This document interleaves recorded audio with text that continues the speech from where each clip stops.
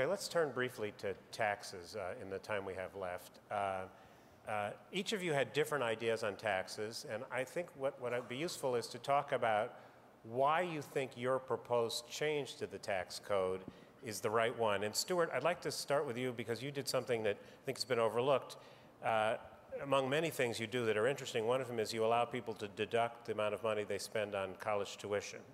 So in other words, we just heard about tax expenditures and spending through the tax code, which has become the new nemesis of everybody who believes in fiscal responsibility. And here you want to create a new one. Explain we want to eliminate others, most I know. of them. Right. So let me make that clear.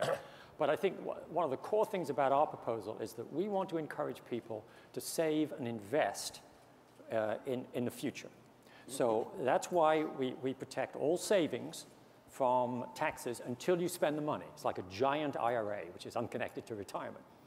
Similarly, if under today's tax system, you really have a lot of incentives to invest in machinery, in equipment, to make you more productive. What you don't have is a big incentive to invest in human capital, in education.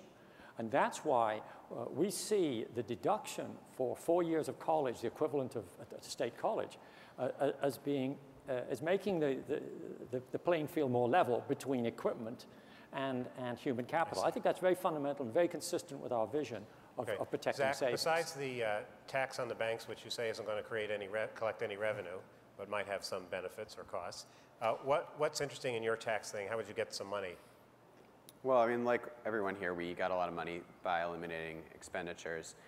We also have a couple excise taxes, carbon and financial transactions. I think more broadly, do you have a question? I was going to say, you were going to you're going to end the exclusion of employer-paid health insurance in your Yeah, we do eliminate the exclusion of employer-based health insurance. I mean, I'll talk about that very briefly. I think we all share a commitment to social mobility, to America as an engine of innovation in this country. And right now, the millennial generation that we spoke to really sees our healthcare system as holding us back from accomplishing that goal. People are tied to their jobs. Everyone has a parent who has stayed in a crappy job just for the health insurance. And that's not the kind of America that we want to live in. So we get rid of the employer exclusion, and we make sure that health insurance is affordable for people. People will be able to move from job to job and keep their insurance. Okay, John, you have some taxes. How are you going to get some money out of it? Yeah, we've got a little bit of taxes, yeah. No, I think Michael mentioned this earlier, which is, I think, the essential point. The top end of the income distribution has done exceptionally well. Right now, the top 1% takes home about 20% of the nation's income. Over the last expansion, so looking, from 2001 to the beginning of the recession, those in the top 1% took home 65% of the income that was generated over that period. The bottom 90% got a pittance, got about 13%. So our tax plan, not surprisingly, makes tax code more progressive. We raise revenue at the top. We look at a carbon, either a cap and trade regime or a carbon tax as well to help address global warming. And we have some other limitations to itemized deductions. We would limit the value of itemized deductions to 15% to make sure the playing field is much more level across the income scale. So I think overall, we recognize that the income distribution has been changing in this country significantly over the last 20, 30 years. We try to realign the tax code to recognize that fact. Michael? I think, there's lots of features of our plan. We do make filing much simpler for most people. By getting rid of a lot of loopholes, we're able to get rid of the alternative minimum tax. There's a lot of detail. I think I'll share a number or a statistic that kind of struck me as we were trying to figure out the impact. We did do a distributional analysis on the income tax part of our plan.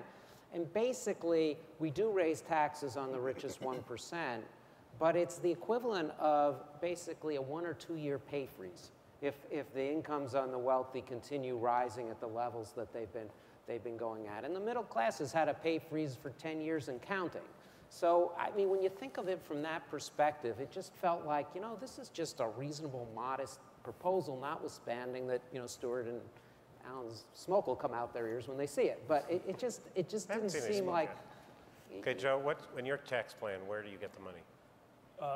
Elimination of tax preferences, and that raises a lot of money. The objective of what we did, we stayed within the income tax, which we know Expenditure taxes, such as Alan and Stuart are talking about, would be new, and we can't be sure they would work.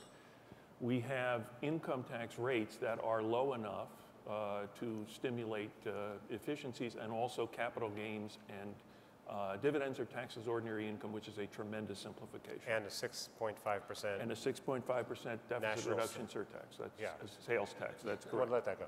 And finally, Alan? Well, as mentioned earlier, our key step is to replace the income tax system with progressive consumption taxation. I mean, Joe's right that it is a new system, but it actually blends features that are already found in value-added taxes and features that are found in income taxes, I think in a way that combines the strength of both. We reject, on the one hand, the idea of simply replacing part of the income tax with a value-added tax or a sales tax, because there's, first of all, I think, concern having two sources of revenue. It really just would stimulate the growth of government. You don't get the full efficiency gains of consumption taxation. We also reject the idea of completely replacing the income tax with a sales tax or value-added tax because of the distributional issues. And so we really square the circle in a sense by saying, let's replace the entire income tax system with a consumption tax, but let's have it be progressive. Let's have it be the Bradford X tax. Okay, with that, we're out of time. I want to thank you all for the seriousness of purpose and the candor with which you did this, which I think is what both Paul Ryan and President Clinton called for.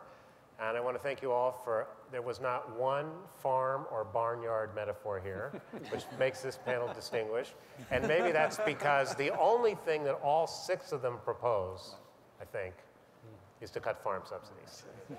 So thank you. Please stay in your seat. We're going to get a benediction from Pete Peterson, and thank you for your attention.